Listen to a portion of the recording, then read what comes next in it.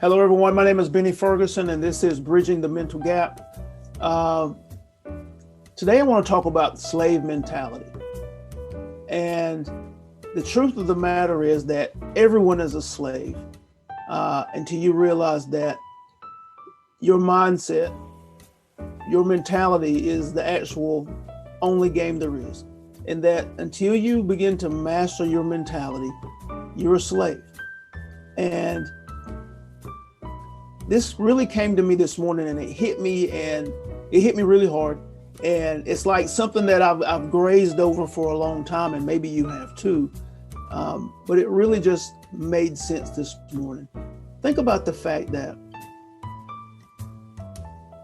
our system of education for many generations now has taught us to go to school. The idea behind it is to go to school, get a good education so that you can get a job, a good job to provide for your family and blah, blah, blah.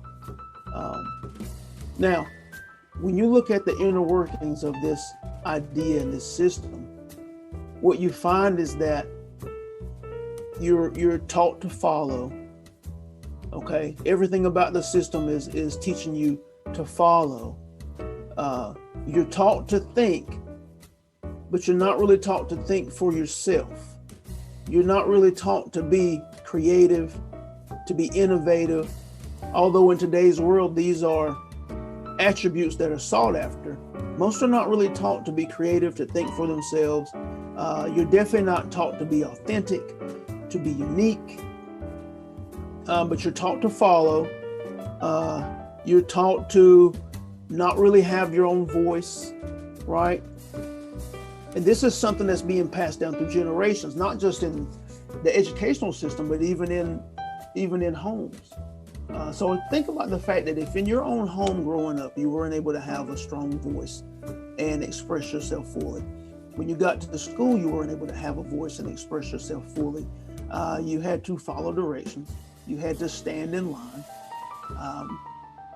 You were told when to eat.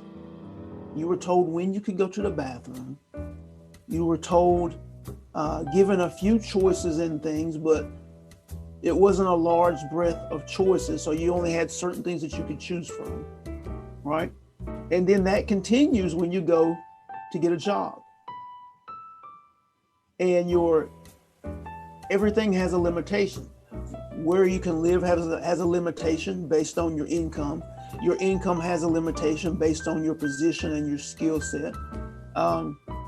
When and where you can go on vacation or trips has a limitation based on all the before mentioned. How far you can go in your position has limitations based on your educational level and experience and all of those types of things. But you're inside of a system that doesn't promote your individuality. You're inside of a system that has nothing to do with that which you are inspired to do. And what really hit me this morning is that nobody that is chosen to lead our country, nobody that is chosen to lead in positions of power, nobody,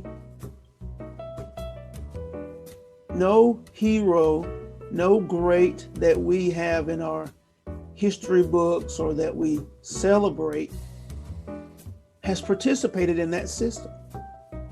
Most have stepped outside of that system in some way. And even in the near past, we've seen that individuals are celebrated. Individuals are looked to as leaders and as saviors and as change makers that exist outside of the system, that don't adhere to societal norms. Many didn't go a straight line through school, college and all of that stuff. Many didn't even go to school, didn't finish college, didn't finish high school, but they went on to be tremendous successes in their area, their chosen area of expertise. And many times these are inspired areas that they went into, where the masses don't even understand or don't trust their inspirations.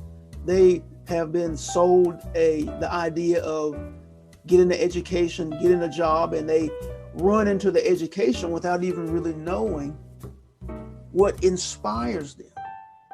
They go into education looking to the what seems to be, or what has been told to be, higher profile jobs so that they can make that type of money. And they have no clue as to their inspirations or their passions, and they definitely don't believe that that which they are inspired to do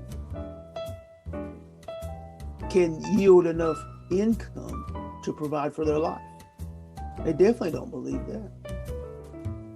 But the point is that however far you are rooted in the system, in the systems of thought that have been established, in your religions, in your education. I used to make a joke, and it's not really funny, that no one that came from the church I grew up in would ever be a Bill Gates. No Bill Gates could come out of our church, right? No Warren Buffett could come out of our church. And the reason I said that is because money, having a lot of money, the idea around money is that if you have too much money, or if you have a lot of money, that it would be difficult for you to get into the kingdom of heaven. Some way evil would creep in. Some way you would fall short of the kingdom of heaven if you had too much money, if you made too much money, because it would taint you somehow. It would separate you from God. Now, can that happen? Yes.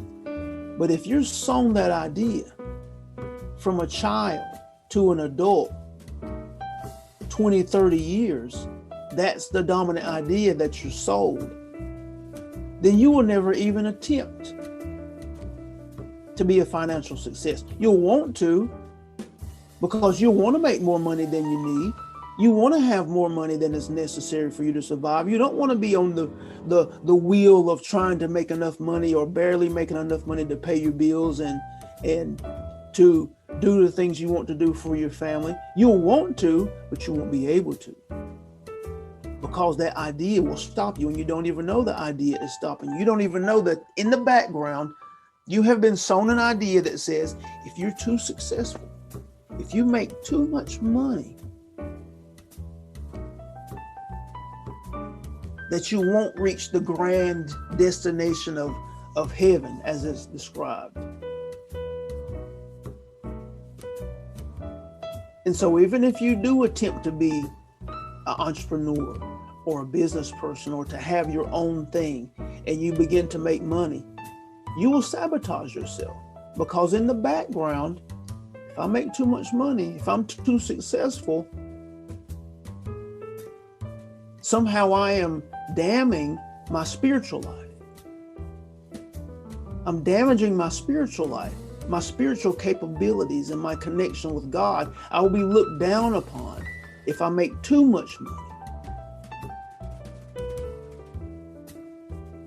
So if you're getting hit with these type of ideas in your religious endeavors, and on the other side in your educational endeavors, you're being taught to follow in line, you're being taught to follow directions, you're being taught to adhere closely to what society says is the right way to do things, what you should do, who you should be, how you will behave,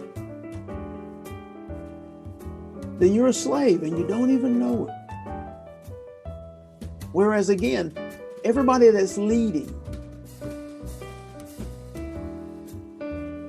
everybody that leads, everybody that is looked to as a success, most of them, if any, participate in the norms. They're outside of the norms in a large part, if not completely. And that's the reason we look to them. That's the reason you look to them and hold them in high self-esteem, because they are doing things in a way that inside your spirit knows that you are capable of.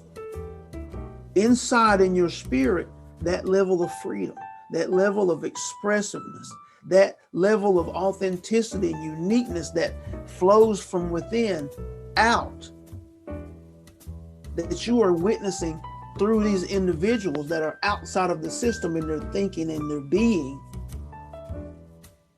That's what you're connecting with. And the only reason that it burns inside of most of you is because that same feeling, that same level of expressiveness is within you as well. Because if it wasn't there, it wouldn't be a problem. You wouldn't feel it. You wouldn't feel led or drawn to those individuals. And it never goes away because your spirit is powerful. It never goes away. It's always there, kind of egging at you. It's possible for you.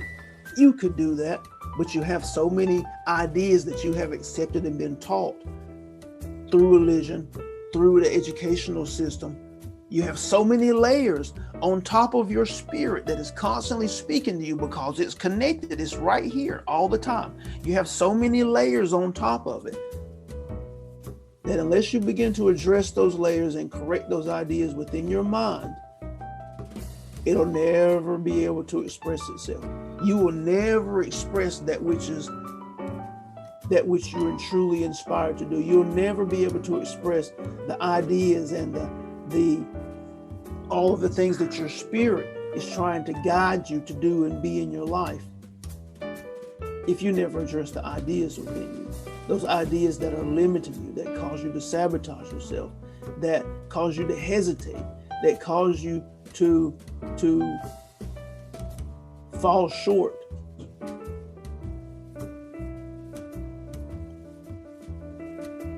Until you begin to create those ideas, until you look to these systems that have been established and look at the ideas that you've been taught and look how those ideas have limited you to this point and how they continue to limit you and how if you don't make any changes now, no grand change in your experience in life is going to happen between now and the time you transition back to spirit. And you don't want to wait that long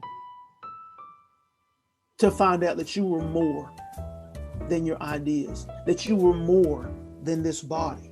You don't want to wait that long. As a matter of fact, Spirit wants you to understand that now. It wants you to understand that you are a powerful creator now and that you have massive responsibility in creating your life.